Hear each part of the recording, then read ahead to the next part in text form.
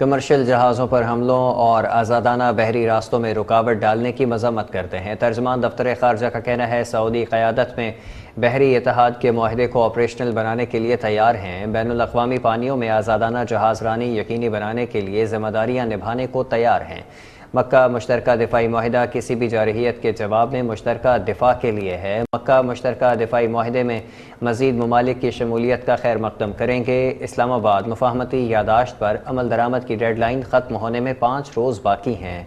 उन्होंने कहा ईरानी वज़ीर ख़ारजा अब्बास अराग़ची और स्पीकर असम्बली बाकर कालिबाफ को दौरा पाकिस्तान की दावत दी है। Pakistan strongly condemns this attack on a non-combatant commercial vessel. Such attacks endanger innocent lives, constitute a violation of international law, and a serious threat to freedom of navigation, maritime security, and the safety of commercial shipping in the Red Sea. We support freedom of navigation and maritime security of international waterway under international law. We are ready and willing to assist Saudi Arabia and other coalition partners in operationalization of this communique to preserve the safety and security of the global supply chain as well as the maritime traffic.